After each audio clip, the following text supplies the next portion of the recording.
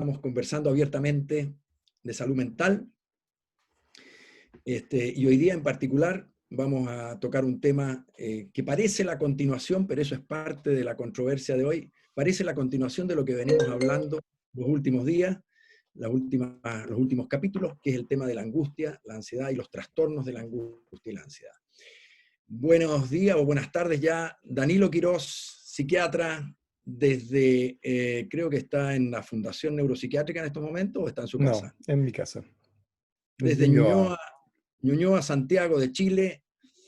Hola Danilo. ¿Qué tal? Sergio Strejilevich, psiquiatra, desde ¿qué comuna de la ciudad de Buenos Aires sería donde tú vives, Sergio? En Recoleta, Buenos Aires, Argentina.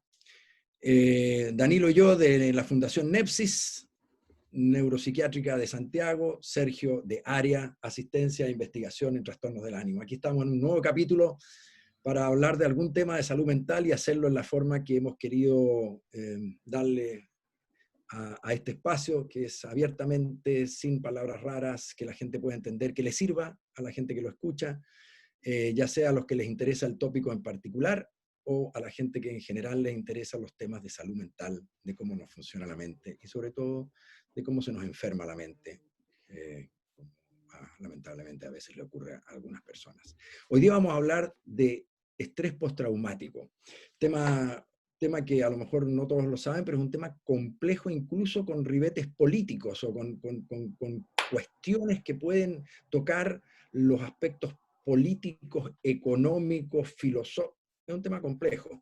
¿Por qué? Porque no estamos hablando de que vamos solamente a referirnos a trauma, aquella cosa que nos pasa cuando vivimos una experiencia muy fuerte o muy perturbadora o traumatizadora, por eso se habla de trauma, sino que estamos hablando de que a algunas personas, en algunas circunstancias, y dependiendo de qué tipo de experiencias tengan, esas experiencias podrían provocar no solo el efecto obvio de una experiencia muy fuerte o traumática, sino que una enfermedad, que pudiera desarrollarse una enfermedad, una condición, un trastorno, una enfermedad mental que incluso pudiera, y eso vamos a debatir hoy día también, pudiera, desde el momento en que ocurre, dejar huellas en el cerebro de la persona afectada para siempre, para toda la vida. Bueno, de eso vamos a hablar, del estrés postraumático, con todos los ribetes que hemos dicho que tiene, pero vamos a partir por lo obvio, que es tratar de definir a qué nos referimos cuando hablamos de estrés postraumático. Danilo, que es el hombre de la ansiedad, aunque podría partir diciéndonos, ¿es esto una enfermedad de la ansiedad, como se clasifica en psiquiatría? Danilo. De hecho, la clasificación, hasta antes de la versión actual del DSM que tú contabas el capítulo pasado, digamos, que este manual de codificación de diagnósticos psiquiátricos, que en el fondo representa de alguna manera la manera de pensar o el estado del arte en términos de la clasificación, pero que es bien consensuada, digamos, pero que es bien, no sé si polémica es la palabra o tiene harta crítica, pero bueno, como uno diría, es lo que hay.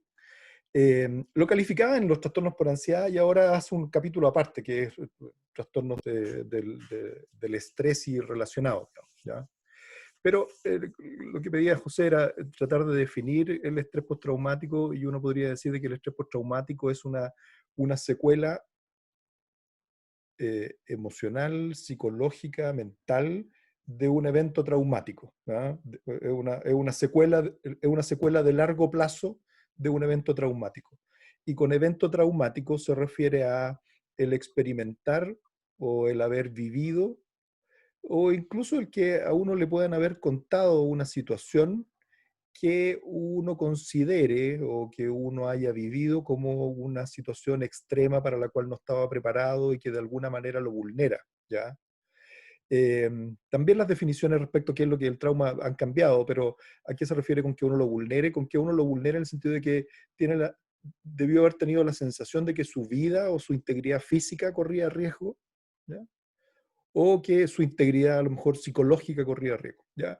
para hablarlo en español, es enfrentar un evento que uno pudiera considerar muy traumático e inusual. Tener un accidente o haber sido víctima de un asalto en el cual pudo haber corrido riesgo la vida, o el haber sufrido de, por ejemplo, violencia política, o el haber estado en una guerra y haber vivido situaciones extremas.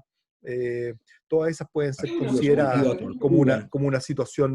como una situación traumática. Tengo una pregunta. ¿La situación traumática tiene que implicar, para el estrés postraumático, tiene que implicar el riesgo de vida? Es decir, No, no, no, ¿tiene no. que estar ese Eso cambió. condimento? En algún momento lo incluyó, y en ese sentido hacía que el concepto de trauma fuera más restrictivo, ¿ya? De que tenía que haber corrido riesgo la vida, pero el riesgo físico y la vida, digamos, no necesariamente de manera real, sino que por lo menos haber uno tenido la sensación de que corría riesgo la vida, ¿ya? O sea, en ese sentido uno puede haber sido después, no, ese tipo de, o ese terremoto, ¿verdad? No corriste riesgo, pero uno haber creído de que efectivamente había tenido un riesgo. Bueno, Danilo, Pero se ha relajado en ese sentido la definición del trauma, y pueden ser situaciones que pueden ser muy sobrecogedoras, pero no necesariamente de riesgo habitual. ¿Mm? pero Danilo, aquí ya nos metemos de lleno en la polémica para empezar a definirlo, ¿no es cierto? Porque, a ver, aclaremos primero por qué puede ser polémico, porque si es un diagnóstico de una enfermedad que eventualmente sabemos puede llegar a ser discapacitante, entonces es susceptible de ser usada como este diagnóstico para obtener compensación, para obtener digamos, discapacidad laboral, licencia, discapacidad laboral, discapacidad permanente, eh, una pensión de invalidez. O sea, por ejemplo, hacer una demanda, yo podría decir, mira, tú me hiciste algo que a mí me traumatizó y eso tiene un costo, pero además me dejaste con una enfermedad permanente que me ha significado un costo de toda la vida. Bueno, tiene muchas implicancias, y sin embargo, tú dices algo que cualquiera podría decir, replicar de la siguiente forma. Danilo, si a mí me pasa algo traumático en algún momento de mi vida, eso me afectó mucho y lo voy a recordar por siempre, a no ser que me dé una demencia, digamos, pero me voy a acordar siempre de aquello que me pasó. Es más, cuando haya cosas que ocurran en mi vida que se parecen a aquello que me ocurrió y me traumatizó, me voy a acordar y me va a acongojar un cierto grado, ¿no? Me va a provocar cierta aflicción. ¿Eso sería? ¿Eso es un estrés postraumático? ¿Me quedé No, enfermo? no. Eso no es un estrés postraumático, y precisamente tú señalas la polémica que está en el centro de alguna manera, el origen del concepto, y por otro lado de la polémica en términos de las personas que consideran de que hay cierta arbitrariedad, digamos, en la definición del estrés postraumático. Y deje explicar por qué, a pesar de que, disculpen, porque esto tiene muchas aristas, digamos, pero una de ellas es que en las clasificaciones actuales, si por ejemplo a alguien lo asaltan, ¿ah? Yo voy camino al trabajo, entro a echar benzina, así combustible, y me asaltan a mano armada, ¿ya? Em,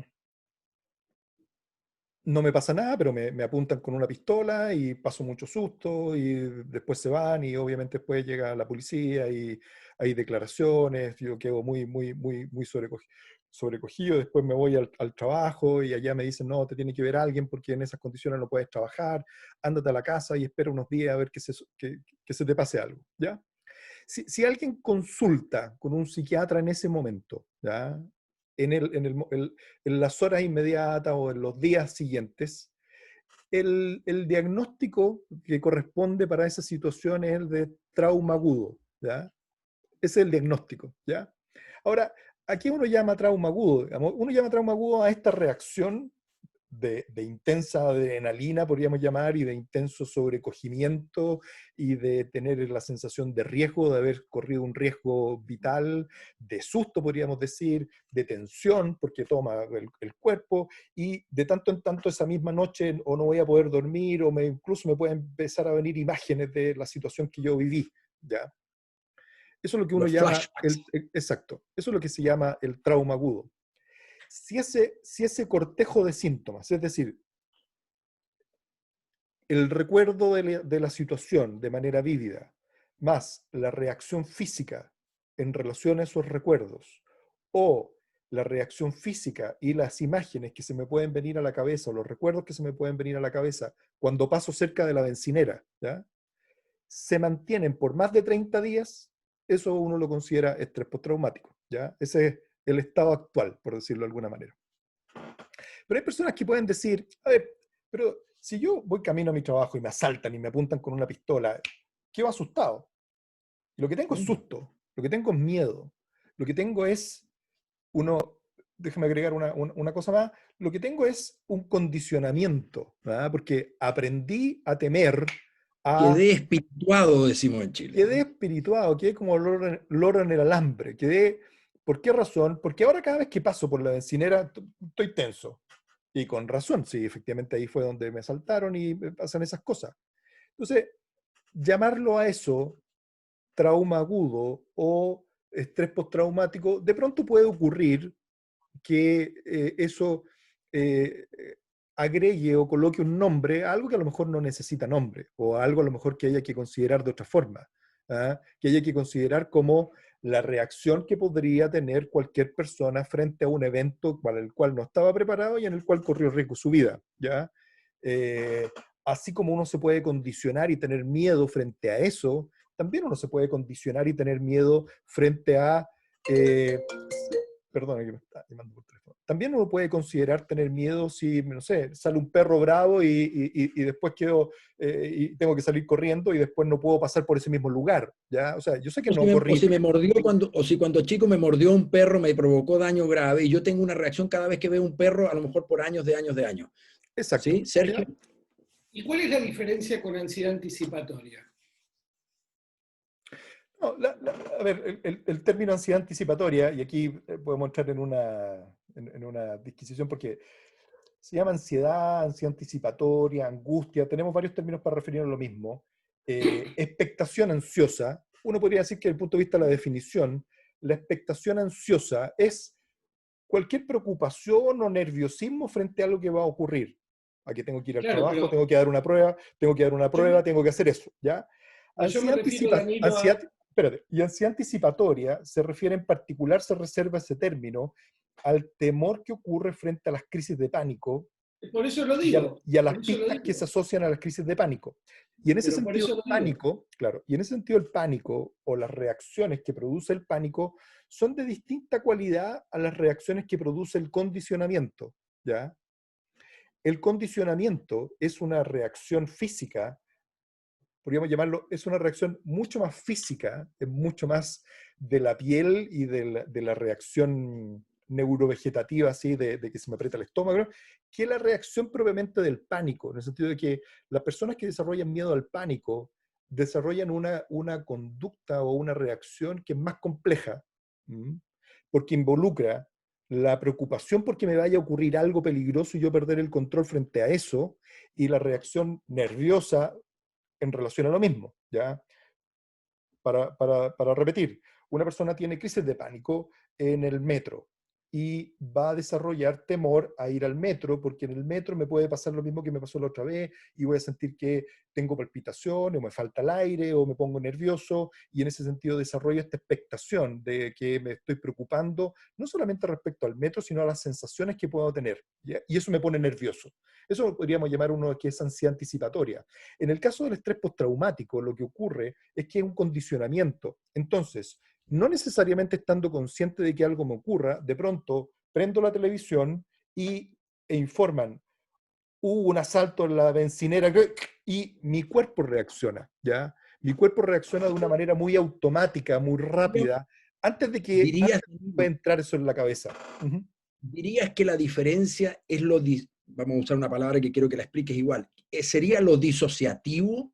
Es decir, en algún sentido, cuando yo tengo miedo a que me dé una crisis de pánico porque en el metro me había dado una crisis de pánico, no hay nada disociativo. Yo sencillamente estoy pensando que me da miedo tener miedo de nuevo. Le tengo miedo a ese miedo que tuve, porque la pasé mal, me hizo sentirme mal. Aquí yo estoy en mi casa, estoy en el sofá, no tengo ningún riesgo de asalto, y cuando veo una imagen me produce una sensación como si yo estuviera expuesto a algún riesgo. ¿Eso es lo distinto? Lo No, distinto no, sería... no, no. Yo creo que eso está en la complejidad del estrés postraumático, porque vamos por partes, ¿verdad?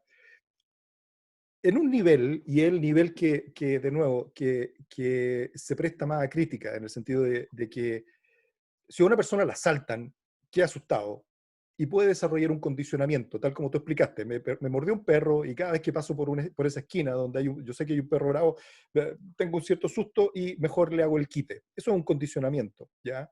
Y el estrés postraumático, perdón, cuando uno se expone a una situación que uno pudiera considerar traumática, como ya la definimos, efectivamente es esperable que pueda ocurrir algo de eso, ¿ya?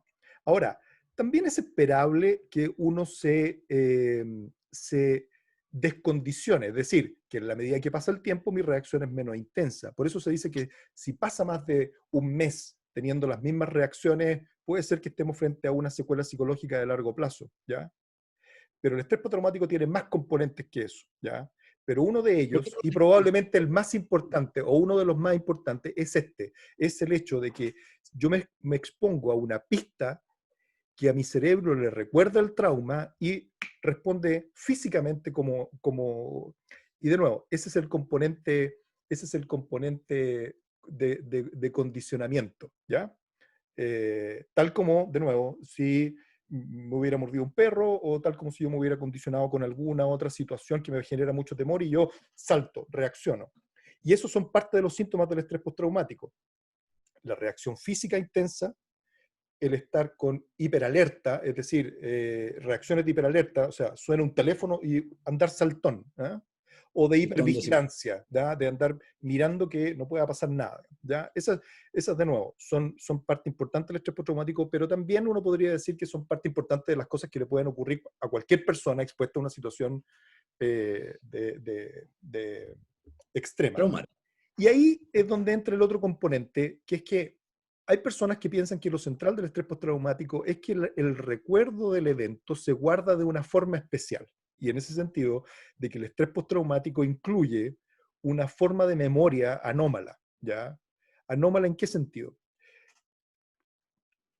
Cuando a uno le dicen que recuerde, no sé, pues, el verano pasado, o que recuerde un momento placentero, uno dice, ah, sí, estaba en la playa y...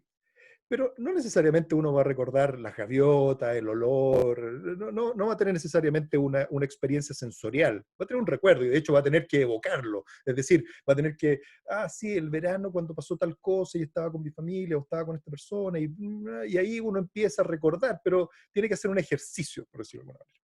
En el estrés postraumático puede ocurrir que yo...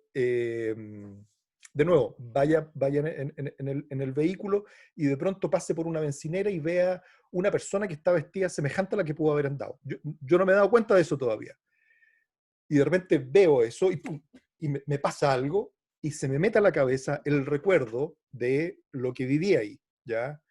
La cara de las personas, a lo mejor la sensorialidad de lo que experimenté, el olor o, de nuevo, la imagen muy nítida, a lo mejor, de las personas frente a uno, o las características del lugar, o de nuevo, o el olor a benzina, ¿ya? Muy, muy vívidamente. Y algunas personas dicen que esa es una memoria que se guarda de una manera especial por el hecho del trauma, ¿ya? Y que puede llegar a ser tan intenso que me puede poner en una situación en que yo experimento nuevamente la situación, ¿ya? Y eso es lo que tú llamas el componente disociativo, ¿ya? La verdad que no está demostrado que la memoria funcione así, ¿ya?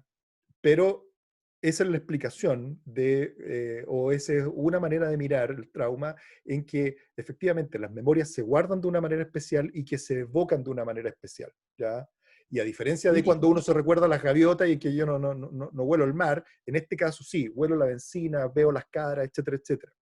O tengo sueños que vienen a la cabeza y que de nuevo vienen de forma intrusiva, ¿ya? No porque me esté acordando, sino que porque de repente entran a la cabeza, digamos, sin que yo quiera, y que va acompañado de todo lo otro que hablamos antes, va acompañado de la reacción física de la exposición al trauma, es decir, del condicionamiento. Entonces, esos son los dos componentes del estrés postraumático, la memoria que se graba de una forma especial con esta reacción física que en el fondo es un condicionamiento y que se acoplan, ¿ah? Y el tercer componente del estrés postraumático es que voy a empezar a evitar todas aquellas situaciones que me recuerden el trauma, y no solamente la bencinera y las situaciones de riesgo, sino que también puedo empezar a evitar situaciones que se relacionen parcialmente con eso, ¿va? O sea, estoy viendo la televisión nuevamente y de pronto aparece un comercial de la bencinera donde me asaltaron y me pasa todo esto de nuevo. Entonces ya no veo televisión o no quiero ver propaganda de la televisión. ¿Se entiende? Sí, Sí. Sergio. Tengo que ser sincero, si yo escucho, sigo sin convencerme de por qué esto es un trastorno aparte de un trastorno de ansiedad, como por ejemplo con crisis de pánico y ansiedad anticipatoria. Es decir, y voy a decir por qué yo como psiquiatra estoy convencido de que este movimiento que ha hecho el DSM en esta ocasión estoy de acuerdo y tiene una lógica, que es con el tratamiento. El tratamiento de los trastornos de ansiedad no funcionan con el estrés postraumático, ni el farmacológico, ni el psicoterapéutico. Es decir, y eso me parece interesante, porque estas drogas desensibilizadoras o que disminuyen la respuesta emocional, como los antidepresivos o las benzodiazepinas, no terminan de funcionar adecuadamente en el trastorno por estrés postraumático. Ahora, si bien entiendo esto y me empezó a caer un poco más la ficha con la memoria, a ver si me ayudan, entonces yo podría decir que en el estrés, en el trastorno de ansiedad, yo estoy con un estado de alerta constante anormal, y en cambio en el trastorno por estrés postraumático parece que he grabado mal algo y he dejado como un botón abierto que se dispara más allá de si yo estoy alerta o no a encontrar aquello que lo dispara. ¿Se entiende la pregunta? Totalmente. Es decir, Sí, cuando yo no, tengo trastorno de ansiedad, estoy buscando. Es decir, yo estoy buscando dónde está el subte, dónde está la salida, si me voy a quedar atascado. El cerebro está anticipando la situación. En cambio, acá es como que ha quedado una cicatriz en algún lugar, que cuando accidentalmente se lo aprieta, se dispara toda una serie de acontecimientos más allá si yo estoy interesado o no, entre comillas, nadie está interesado en tener un ataque de pánico, obviamente, en que eso suceda o no. ¿Se entiende o Sí. no? Y como dice Danilo, eso no se ha probado. Hay teorías que realmente eran muy buenas para entender el trauma, y yo creo que van directo a lo que tú estás hablando, Sergio, solo que no han sido claramente demostradas. Pero yo les voy a contar como un poquito, en algún momento, hace ya más de 20, 30 años, me enseñaron a mí por lo menos este tema. Me dijeron, y Danilo, por favor, trae la rigurosidad de la evidencia, que no lo va a apoyar, pero que no está descartado. Me dijeron, lo que pasa y no es traumático se guarda en el armario, se guarda en el Cardex, en el archivador, en una forma razonablemente ordenada. Y no solamente ordenada, sino que además hay dos aspectos de lo que se recuerda que quedan bien conectados. Uno es el aspecto sensorial, el olor de lo que había pasado, el dolor que sentí. Por ejemplo, en el abuso sexual, la sexualidad y la genitalidad ahí involucrada, lo que yo escuché en ese momento, el color de la cortina, lo que me dolió, y otra parte, todo lo sensorial, y otra parte del recuerdo, que sería algo así como, ¿quién era yo? ¿Quién me hacía esto? ¿Qué tenía que ver yo con eso? ¿Qué responsabilidad tenía yo de eso? ¿No? Todo lo que podríamos llamar la memoria reflexiva. Y esas dos, cuando no es traumáticamente guardado, quedan bien conectadas. Lo que a mí me decían en ese tiempo era, en una época en que todo esto del trauma, sobre todo por el abuso sexual, fue muy, muy polémico en el hemisferio norte, de que el trauma hacía que se cortara con una tijera la unión entre estas dos cosas. Entre la memoria de saber qué es lo que ocurría, por qué ocurría, quién era yo, qué monos pintaba allí, y los elementos sensoriales de sensaciones, ¿no? Y no solamente esas dos cosas podían quedar desconectadas, sino que incluso todos los elementos, los pedacitos de sensorialidad, también podrían quedar desconectados. Y ahí me junto con lo que decía Sergio.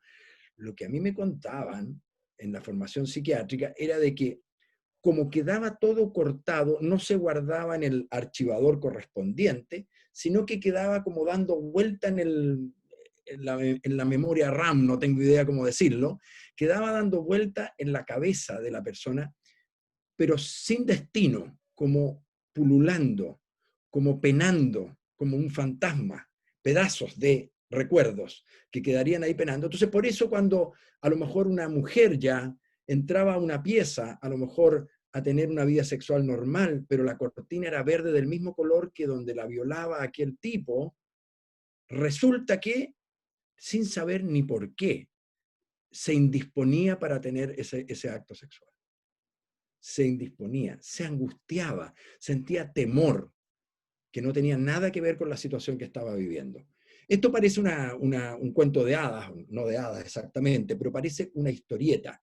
Danilo, ¿por qué no la haces pedazo? Si es que No es porque, no es para hacerla pedazo. Uno podría hacerla pedazo si uno tuviera una mejor explicación, digamos, pero hay explicaciones, digamos, y esa es una explicación que mira el fenómeno del trauma, digamos, desde una perspectiva, llamémosla psicológica, no es el término correcto, pero de cómo opera el cerebro y cómo opera la memoria, y de que efectivamente cómo uno junta recuerdos en una experiencia que tenga sentido biográfico versus cómo uno tiene que no junta esas memorias y que efectivamente ese recuerdo queda como algo desconectado, como dices tú. Y de ahí en parte viene el tema de la disociación y todo lo demás, ¿ya?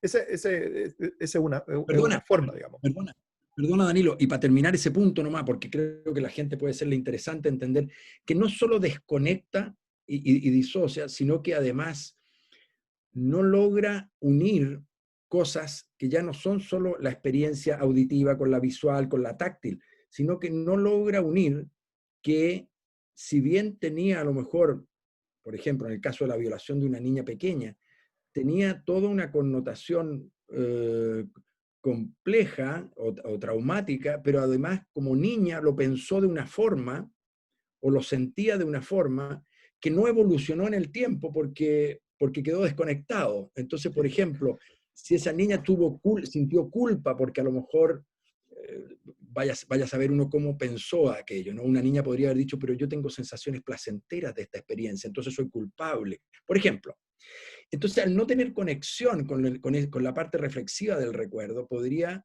no darse cuenta de adulta de que tenía 6 años y que por lo tanto no le correspondía tener ningún raciocinio lógico ni tenía ninguna capacidad frente a un adulto de haber hecho algo distinto. Uh-huh. ¿Se entiende lo que digo? Entonces, esa desconexión podría ser también causal de la mantención del trastorno, de la mantención del trastorno psicológico. Porque imagínate tú que si una niña fue abusada, pueda sentirse culpable de aquello que ocurrió toda la vida sin saberlo. Sí, pero ahí creo yo que tú agregas una complejidad, y en ese sentido estamos hablando abiertamente de problemas de salud mental. Nada de lo que ocurre en la cabeza es sencillo, digamos, es complejo. Y aquí, José, tú le agregas la complejidad de qué es lo que pasa con el trauma temprano, y en ese sentido probablemente el trauma temprano opera también de otras formas, dependiendo del momento del desarrollo, dependiendo de qué tipo de trauma. Y decir dos cosas. Una, que sí ese antecedente a uno lo vulnera para desarrollar estrés postraumático en la vida adulta, ¿ya? Esa es una cosa, ¿ya? Y dos, no hay claridad, digamos, respecto a cómo funcionan los mecanismos relacionados con la memoria, pero esta historia que tú relatas no está demostrada, y efectivamente en la memoria de las personas pueden haber muchos errores, ¿ah? Muchos errores de cómo uno trae el recuerdo, e incluso de pronto de aparecer recuerdos que efectivamente no fueron exactamente como ocurrieron las cosas, ¿no? O simplemente que no ocurrieron, o que no ocurrieron alguna de ese tipo de cosas. Entonces tiene toda esa complejidad que es mejor para este capítulo, digamos, no entrar en esa. Tienes razón, Pero pero a lo mejor debiéramos tocar este tema en otro en capítulo, otro ¿eh? capítulo.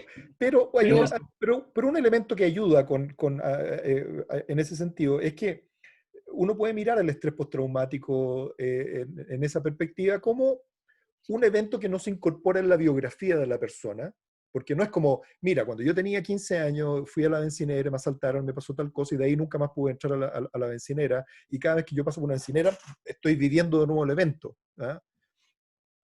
Es como si yo estuviera permanentemente en el Día de la Marmota, así como la película, estoy viviendo el evento permanentemente. No es algo que me ocurrió, sino que es algo que para mi cerebro le ocurre y le ocurre de nuevo, ¿ya? O sea, en ese No sentido, ese tipo de prescribe. explicaciones, esas explicaciones operan, ¿ya? Sergio. Dos cosas. Primero, entonces, así como espectador, me voy a poner como espectador y voy a transmitir una de las preguntas que están haciendo, me parece que va a ayudar. Primero es medio raro el nombre, entonces no es estrés postraumático. O sea, es algo postraumático, pero no es estrés. Es En raro el todo nombre. caso, es vivenciamiento postraumático de una experiencia, reproducción anormal de la experiencia, pero no es estrés, porque justamente no hay algo previo como una carga, digamos, de ansiedad previa. O sea, hay algo mal en el nombre, no termino de entenderlo. Y capaz, para ayudar, una de las preguntas que han hecho es, ¿por qué algunas personas sí y otras no desarrollan estrés postraumático? Y esto se sabe bien desde la época que se llamaba enfermedad del soldado, ¿no? Es decir, cuando en una trinchera a todos les caía el gas mostaza, a todos les pasaban las balas zumbando por los oídos, pero algunos desarrollaban la enfermedad del soldado, que era el estrés postraumático, y otros no. Absolutamente. La gran mayoría, no. No, La no. Exacto. inmensa mayoría de las personas no lo van a desarrollar. Exacto. Y ahí, a propósito de algo que estábamos diciendo al principio, que ¿en qué momento poner el límite entre lo que le ocurriría a cualquier persona que queda saltona y que queda temerosa y que queda con miedo frente a una situación excepcional, entre comillas, dicho sea de paso, situaciones excepcionales le ocurren al 60-70% de las personas en la vida, o sea, no son excepcionales. A todos nosotros nos va a ocurrir que en algún momento de la vida nos vaya a pasar algo, nos va a pasar algo que sea excepcional, un accidente, un asalto o algo del estilo. Entonces, no es excepcional, es la regla. Una epidemia, como está pasando ahora, al 100% le pasa cosas excepcionales. ¿Cuál es la diferencia entre las personas que quedan con miedo, por llamarlo de alguna manera, y las que desarrollan estrés postraumático? Y ahí es interesante, porque si uno mira, por ejemplo, cuando pasa un evento sobrecogedor, ¿ah? Cuando el atentado a las Torres Gemelas, ya que uno de los eventos traumáticos más estudiados, digamos, en la época civil, porque el trauma desde la perspectiva de la violencia política y el trauma de la perspectiva de la violencia de guerra, también hay mucha literatura y está bastante estudiado, pero del trauma civil, por ejemplo, el estrés postraumático, perdón, el trauma generado por el atentado a las Torres Gemelas fue uno de los eventos bastante estudiados. Y se esperaba que en la zona de Manhattan, en Nueva York, después del atentado a las Torres Gemelas, hubiese un pic de estrés postraumático, ¿ah? Así de una oleada, así como ahora se dice, después de esta pandemia viene la oleada de los problemas de salud mental, cosa que parece que no está ocurriendo. Después de ese atentado se decía, mira, va a haber un pic de estrés postraumático. ¿Y cuál fue lo que se vio después? De que efectivamente hubo un aumento en el porcentaje de personas con estrés postraumático que pasó del orden de un 4 o un 5% al orden de un 9%. Uno puede decir, ya, el doble, sí, el doble, pero no alcanzó los 2 dígitos. O sea, no hubo tal cosa de que todo el mundo desarrollaba o que el 50% de la gente desarrollaba un estrés postraumático después de que 2 aviones habían chocado en un edificio y se habían caído. O sea, si había un buen momento para hacer estrés postraumático era Cayó ese. un meteorito en la ciudad, claro. Exacto. Y ahí, cuando se va a mirar a la gente que tiene estrés postraumático, la verdad que tiene un cuadro que es bien sobrecogedor y que es bien distinto a lo mejor a la experiencia usual, ¿ya? A lo mejor eso se observa, por ejemplo, en personas que efectivamente, de nuevo, son asaltadas o que tienen que presenciar situaciones muy extremas, digamos, ¿ah? En un accidente en que fallece el acompañante, o un asalto donde efectivamente balean y uno ve morir gente, por ejemplo, ¿ya? O ya que estamos en la situación de COVID, el estar en una UCI y estar enfermo de COVID y tener el riesgo de estar ventilador, no ventilador, y ver que gente que está cerca de uno efectivamente está falleciendo. Y en ese sentido, situaciones de ese extremo efectivamente pueden dejar una secuela en que las personas tengan reminiscencias, ¿ah? O sea, no me puedo acercar a un hospital porque oler hospital, ir por la cuadra al hospital, sentir una sirena, tener que la luz se parece, me genera recuerdos y emociones relacionadas con ese momento y me genera una sensación física que de verdad me congela y me incapacita.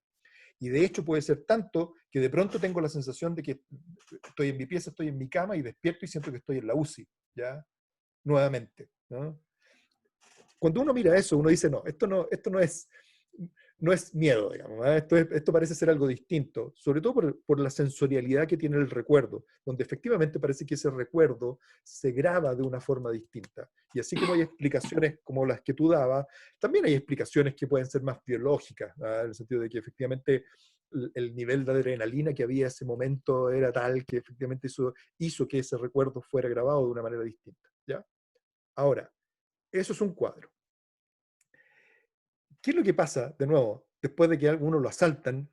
Uno puede quedar saltón, uno puede quedar con los recuerdos de esta situación, recordar la cara de las personas, porque, pero no necesariamente se parece o es tan parecido a este otro extremo. Uno puede decir, no, es que el estrés postraumático se da como todos los fenómenos biológicos, así hay gente que le pasa más fuerte, otros menos intenso y otros leve. Un espectro. Un espectro.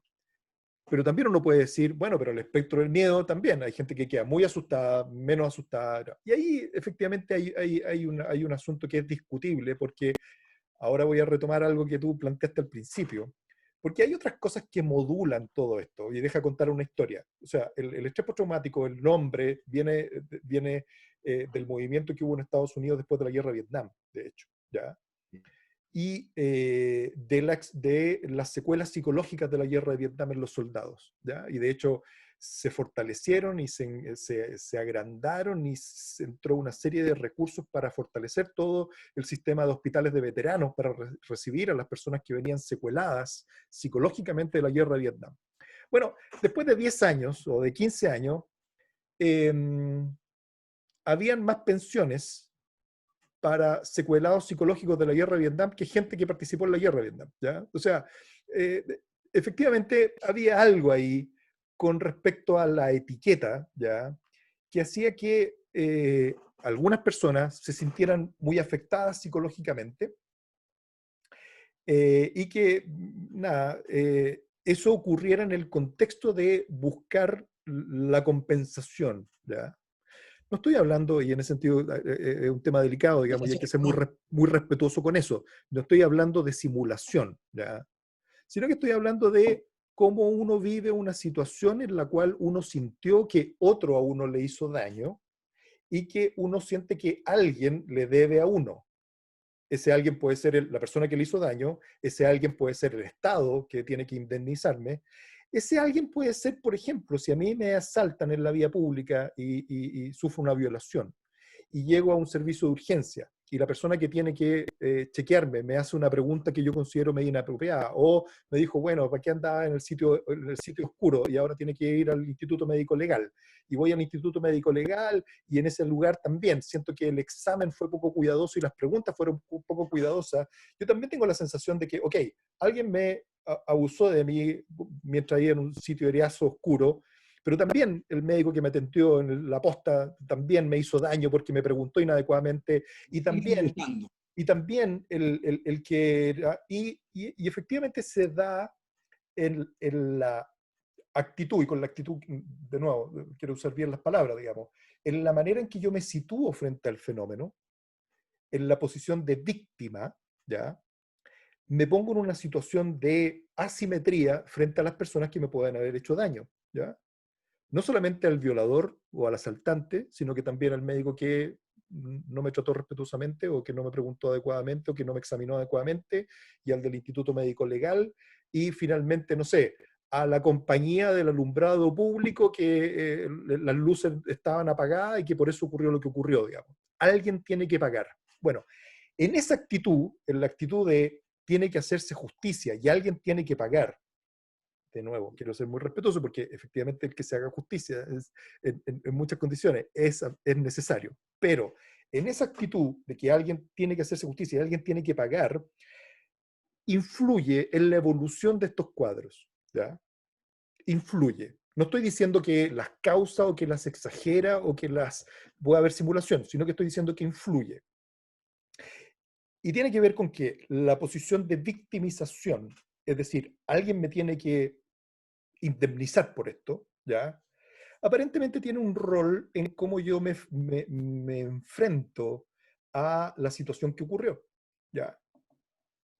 Porque si efectivamente tiene que pagar el violador, el médico de la urgencia, y el Estado o la compañía eléctrica, muchas veces puede ocurrir, por ejemplo, ya ok, vamos a juicio, ¿ya? Y efectivamente, ¿ah? Hay una sanción para el médico acá, pillan al violador o al asaltante y lo meten preso, ¿ya? Y alguien paga. Pero lo que ocurre es que efectivamente el evento ocurrió en una temporalidad particular. Esto pasó en enero del 2019, ¿ya? Y yo por alguna razón, después de que todo eso ocurre, ¿no? No siento que no me siento mejor, ¿ah? No siento que eso se haya... Y no me siento mejor Resarcido. porque lo No que me estoy ocurrió, reparado. no estoy reparado. ¿Y eso es por qué? Porque lo que me ocurrió, me ocurrió. Nadie me va a devolver lo que me pasó de todo, y nadie va a devolver todo lo que pasé tratando de buscar la indemnización, digamos, ¿ya?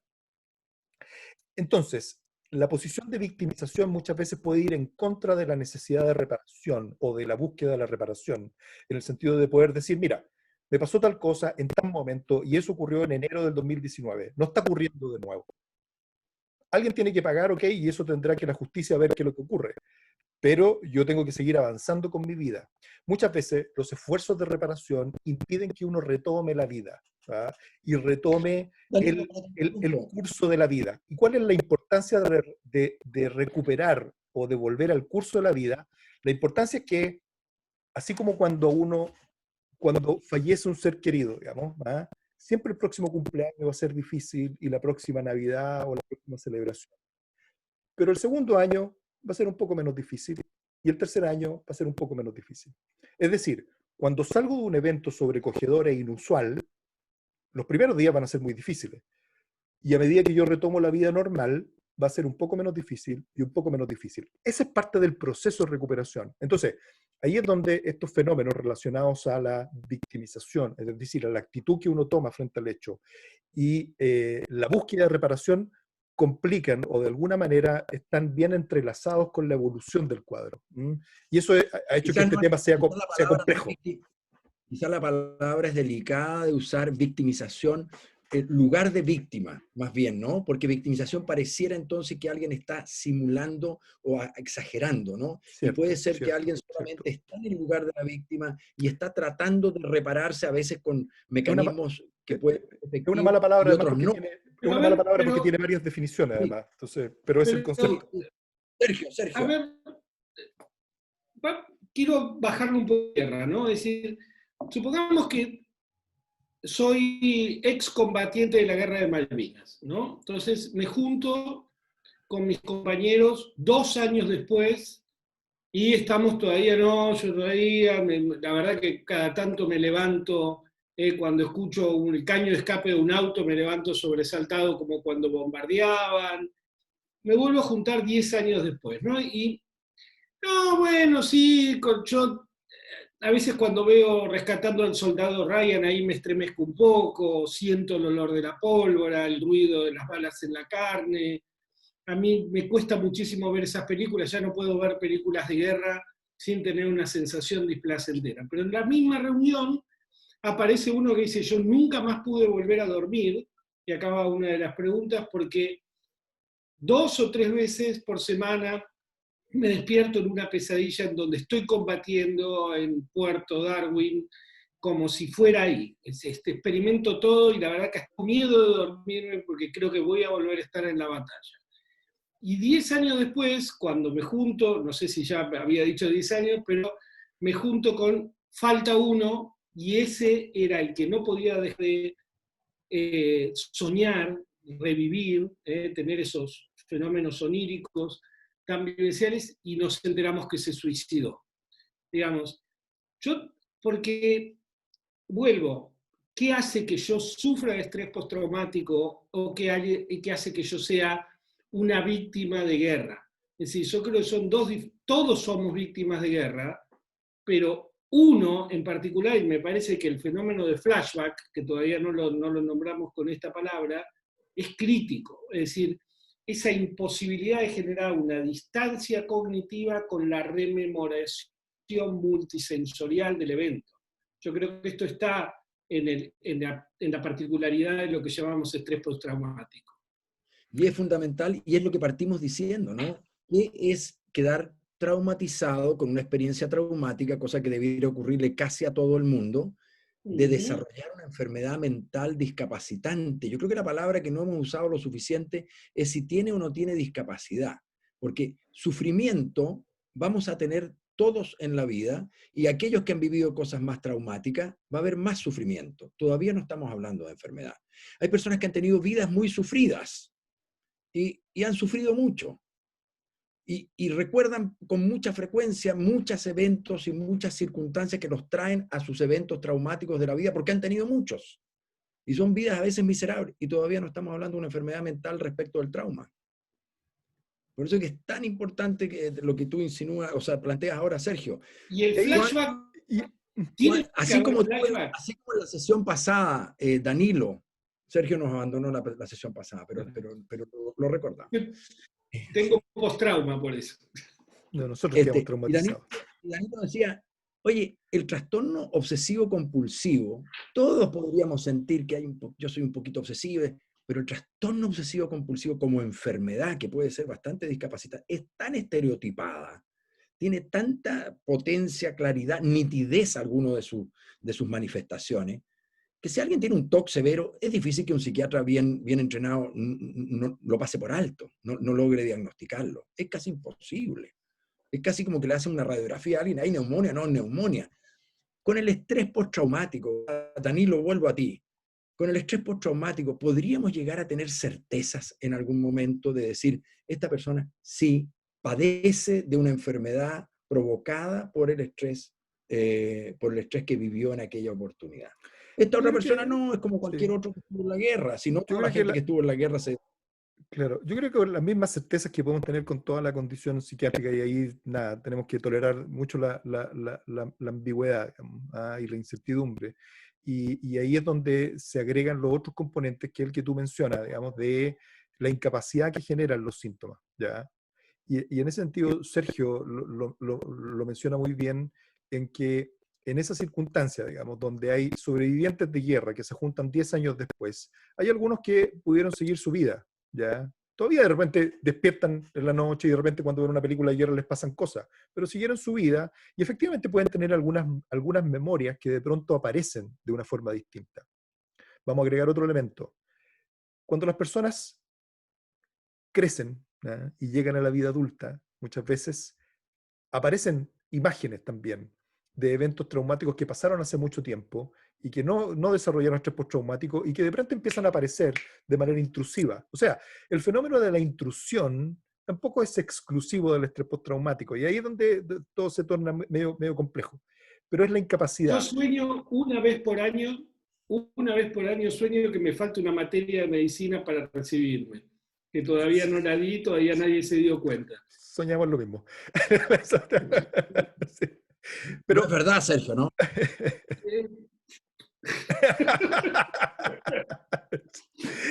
Sí. Entonces, y en ese sentido, las personas también, así como pueden tener de repente cierta obsesividad, pueden aparecer recuerdos que pueden ser, de tener una cualidad distinta y ser intrusivos.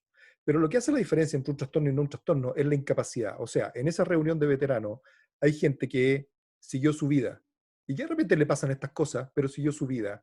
Y hay gente que quedó detenida ahí, se junta todos los años a recordar las mismas cosas y que efectivamente está en los juzgados y está yendo a buscar, digamos, de alguna manera que sus amigos, sus compañeros, su familia, y pegado en el tiempo, por llamarlo de alguna manera. Y esa es la incapacidad.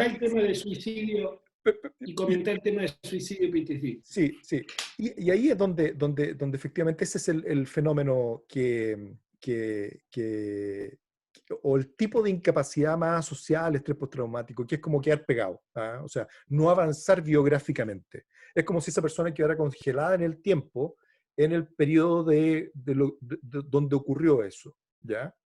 Uno puede decir que un tipo especial de incapacidad, otros pueden decir, no, pero si eso es el mismo condicionamiento, digamos. Lo que pasa es que esa persona, como no siguió la vida normal, no pudo exponerse a las situaciones del resto de la vida que lo hicieran desensibilizarse. De nuevo, pueden haber varias explicaciones para decir por qué ocurre eso, ¿ya?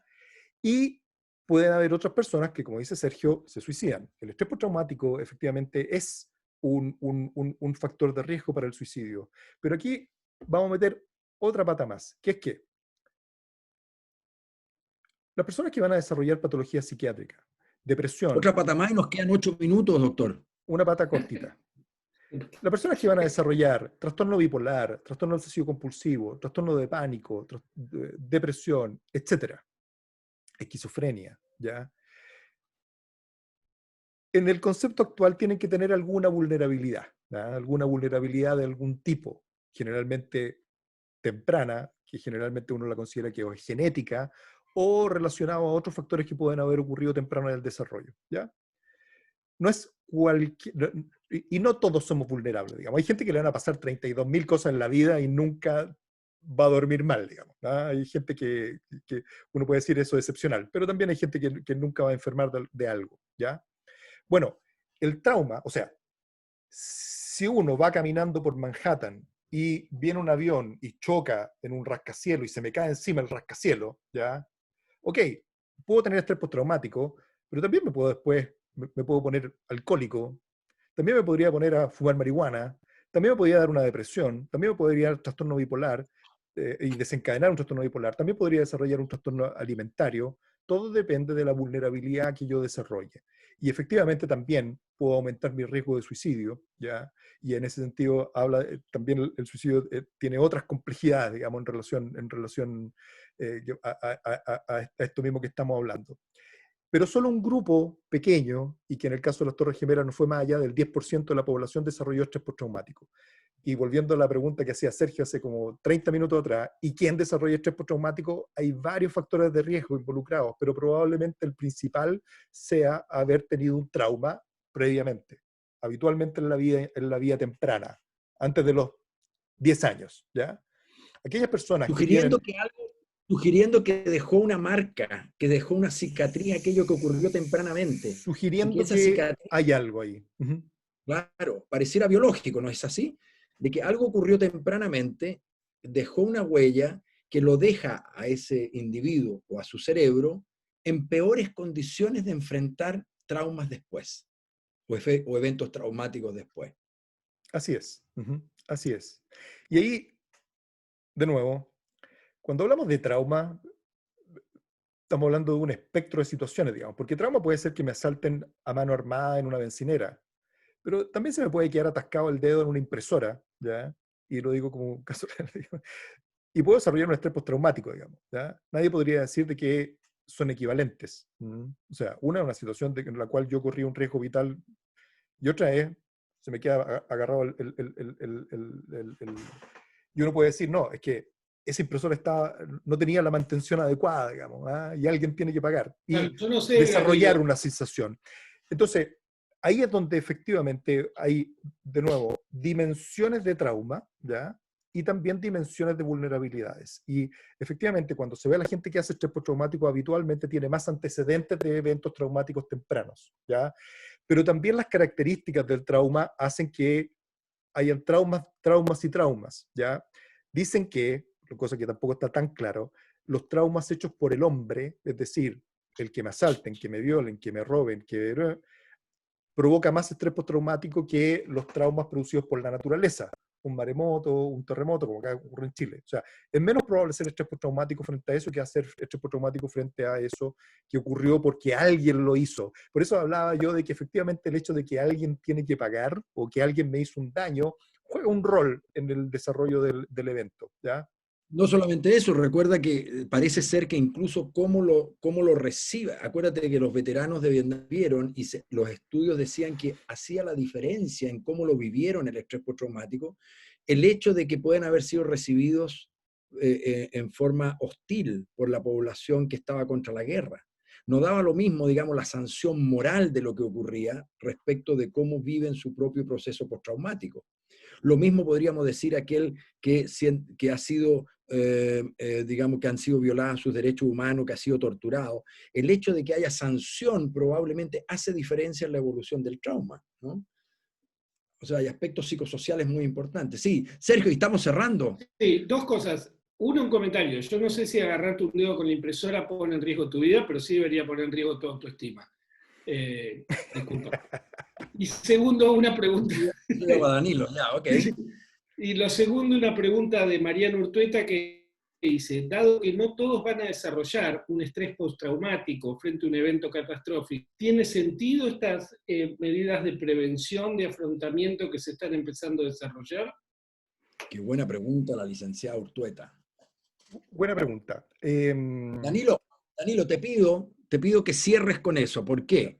Porque es maravilloso esto que ha provocado, lamentablemente, la pandemia, de que podamos hablar largamente de los temas. De estas cosas, los que llevamos 30 años tratando de hacer psicoeducación pública, teníamos que hacerlo cortito, así como una cápsula, y hablar en cuña, y los medios siempre nos torturaban de que si nos extendíamos era grave.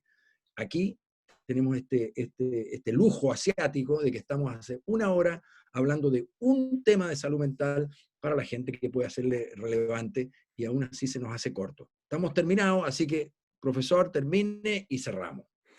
Déjame hablar de lo que ocurrió con el atentado a las Torres Gemelas, porque es difícil decir qué cosas pueden servir o no, pero ¿qué se vio ahí? La gente que se queda quieta, viendo la televisión, que se quedó viendo cómo los aviones chocaban, ¿ya? Y con la sensación de que no tenía nada que hacer frente a lo que estaba pasando, tuvo más estrés postraumático que aquellas personas que decidieron tomar acciones, y no solamente acciones altruistas, porque alguno podría haber dicho, yo voy a donar sangre, pero otro podría decir, ¿sabes que yo voy a arrancar? Porque Manhattan está muy peligroso, digamos, me voy a ir a la afuera, ¿ya? Pero aquellos que se movieron y que tomaron acciones tuvieron menos estrés postraumático. Difícil hacer si hay una causalidad en eso, a lo mejor son dos grupos distintos. Pero quedarse quieto y ver la tele permanentemente lo malo que está ocurriendo parece que hizo mal, y moverse y hacer cosas, y vamos a traerlo a la situación de COVID, cuidarse, lavarse las manos, usar mascarilla, tener cuidado cuando uno anda en la calle, hacer todas las cosas que se dicen que hay que hacer, y moverse y tratar de cuidarse, hace bien. Hay una situación que fue muy educativa, el atentado a la Torre Jiménez, que en esa época se decía que una técnica, el debriefing, me pasó algo traumático y es bueno hablar sobre eso, era algo que se hacía. ¿Nada? Si te pasó algo malo, tú tienes que sacar afuera, tienes que hablar sobre eso. Y lo que se vio es que no cambiaba la evolución, pero peor que eso, había un grupo que andaba peor que si no hubieran hecho nada, ¿ya? En ese sentido, hay que ser muy respetuosos con las personas que enfrentan situaciones traumáticas. Hay algunos que van a querer hablar, y a eso hay que dejarlo hablar, y que hablen en una situación que corresponda, digamos. Y hay algunas personas que no van a querer hablar, y a esas personas también hay que respetarlo, van a tener su momento para poder hablarlo, y con quién hablarlo, y en qué momento hablarlo. O sea, en ese sentido hay que ser bien respetuoso con las personas que sufren un evento.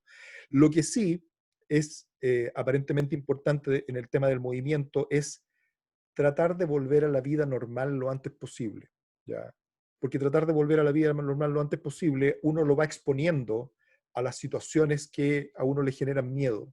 Si uno prorratea eso, es decir, si yo no vuelvo a la vida normal, me quedo en la casa encerrado y no vuelvo a manejar, pueden pasar 6 meses, y 6 meses después voy a querer ir a echar benzina a la bencinera donde me asaltaron y no voy a poder.